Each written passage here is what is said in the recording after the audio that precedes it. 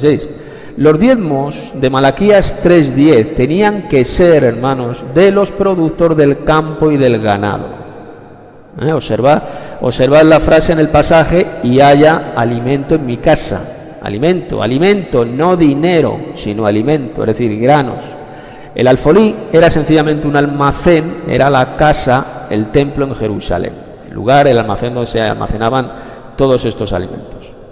Según Mateo 23, Cristo, al decir sin dejar de hacer aquello, apoyó la práctica de diezmar.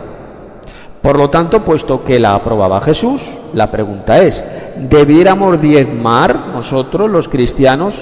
Pues no. Y no por tal razón, puesto que Cristo vivió, hermanos, vivió y murió bajo el antiguo pacto, no entrando en vigor el nuevo pacto hasta 10 días después de su ascensión al cielo, como leemos en Hechos 1 y 2, en Hebreos 9, 14 al 17. Y es de esperarse que Jesús abrogará la ley del diezmo, ya que vino a cumplir toda la antigua ley, y una vez cumplida fue superada por una ley mejor, efectuando Dios mismo el cambio de ley correspondiente, la cambió, como leemos en Hebreos 7:14. Entró en vigor entonces el nuevo pacto. Así lo dice Hebreos capítulo 8, versos 8 al 13. Y se nombran los diezmos en el Nuevo Testamento después de que dicho pacto, el nuevo pacto, entrara en vigor. Pues mirad, solamente en Hebreos 7, 1 al 14. El propósito primordial referido de este texto no es enseñar a la Iglesia a diezmar, sino probar que el sacerdocio de Melquisedec era superior al sacerdocio levítico. Hebreos 7:8 dice: y aquí ciertamente reciben los diezmos hombres mortales. Y la pregunta es: ¿quiere decir esto que en la Iglesia había quienes recibían los diezmos? Pues no. Es verdad que el verbo reciben pues está en tiempo presente. ¿Y por qué? Porque cuando el libro de Hebreos fue escrito, el templo judío todavía existía en Jerusalén y la mayoría de los levitas seguían recibiendo los diezmos del pueblo, pues la gran mayoría de los judíos no habían aceptado a Jesús como el Mesías, ni creían que el antiguo pacto había sido renovado. Melquisedec era tipo de Cristo. Abraham es el padre de todos los que andan por fe. Si Abraham dio diezmos a Melquisedec, la pregunta es: ¿no debiéramos nosotros, los cristianos que somos hijos de Abraham, darle a Cristo los diezmos, antitipo de Melquisedec?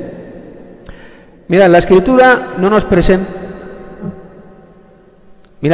hermano, no nos presenta tal argumento a favor de los diezmos de la Iglesia. Bien pudiera haberlo hecho en Hebreos capítulo 7, dado el contexto, sin embargo no lo hizo. Abraham es el padre de los que son de la fe, como leemos en Gálatas 3:7, pero no por eso se ven obligados sus hijos espirituales a edificar altares y sacrificar animales porque Abraham lo hiciera, ni tampoco a diezmar porque Abraham diezmó. ¿Diezmaban los miembros de la Iglesia primitiva? Pues no, y nunca recibieron mandamiento alguno que los obligara a diezmar. No hay en el Nuevo Testamento siquiera un solo ejemplo de algún hermano que diezmara, ni uno. ¿A dónde y a quiénes hubieran llegado los diezmos? La Iglesia no tenía almacenes. La Iglesia, ya libre del antiguo pacto, no tenía que sostener al sacerdocio levítico. La Iglesia iba a ser universal, no en Jerusalén ni tampoco en Roma. ¿No había sacerdotes en la Iglesia apostólica? Sacerdotes, tal como los de Leví, no los había. Acuérdese, pues el sacerdocio fue cambiado, como dice Hebreos 7:12, bajo el nuevo pacto, Cristo es el sumo sacerdote. Así lo dice Hebreos capítulo 4, versos 14 al 16. Y todo miembro fiel, todo creyente, que es miembro de la Iglesia de Cristo, es constituido sacerdote para ofrecer sacrificios espirituales, como leemos en 1 Pedro 2, 4 al 10. Sacerdotes que sacrificaran por los creyentes, que intercedieran y celebraran cultos, no los había en la Iglesia apostólica, cultos por ellos, vamos. Entonces, ¿qué clase de líderes había en la Iglesia? Pues además de los apóstoles había ministros o evangelistas, como leemos en 2 de Crónicas 3:6, y en cada congregación local ancianos, es decir, obispos o pastores, y diáconos, como leemos en Filipenses 1:1 y en Hechos 14:23. ¿Puede la Iglesia sostener económicamente a sus ministros y ancianos para que se dediquen a tiempo completo a sus distintos ministerios? Pues sin duda alguna. En 1 Corintios 9:14 leemos: ordenó el Señor a los que anuncian el Evangelio que vivan del Evangelio, por no poner ningún obstáculo al Evangelio. Así lo leemos en 1 Corintios 9:12. O para no ser gravoso a ninguno, como dice 2 Tesalonicenses 3:8. El apóstol Pablo, hermanos, trabajaba con sus manos para sufragar sus gastos. No obstante, el apóstol Pablo a veces recibía salario, como dice 2 Corintios 11:8, y siempre defendía el derecho de los obreros en el reino, de recibir sostenimiento.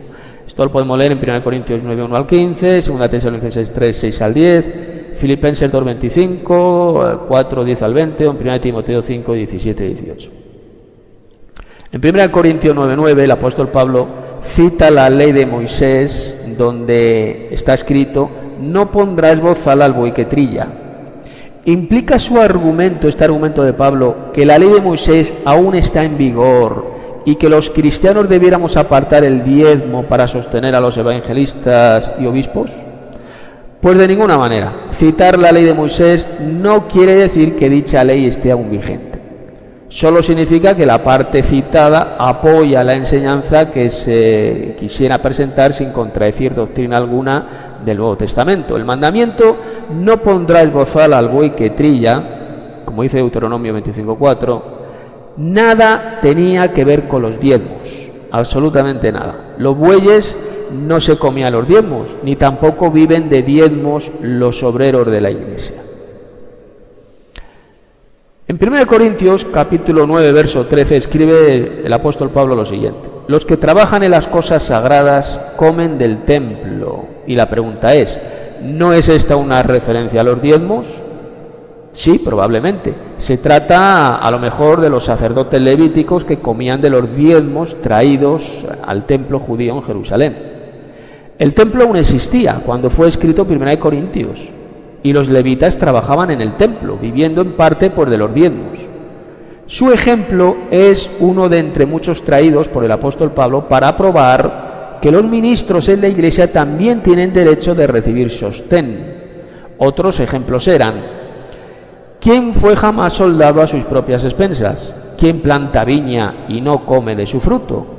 Como dice 1 Corintios 9:7. Citar el ejemplo de los levitas no equivale a enseñar ni por implicación los diezmos para la Iglesia.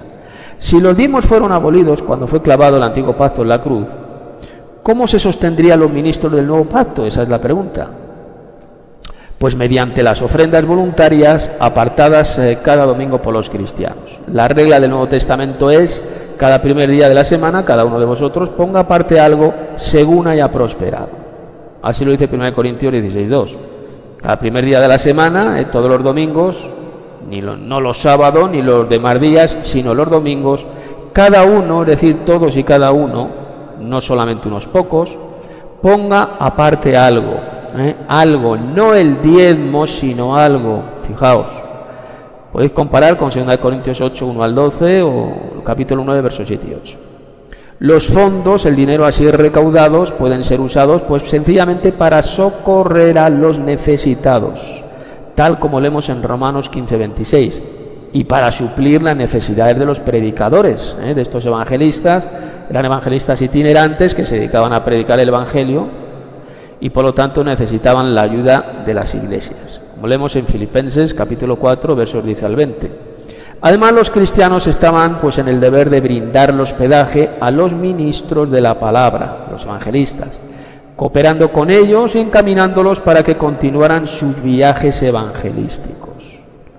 Así lo leemos en 3 de Juan 5 versos 5 al 8, Hechos 16, 14 y 15, el capítulo 18 versos 1 al 3 y el verso 7. Y así debiera proceder la Iglesia hoy en día, fijaos. Cuando Cristo envió a los 12, luego a los 70, no los instruyó a cobrar diezmos, jamás, sino a quedarse en los hogares de los justos y a comer lo que les pusieran delante. Así lo leemos en Mateo capítulo 10, versos 5 al 15, y en Lucas capítulo 10, versos 1 al 12.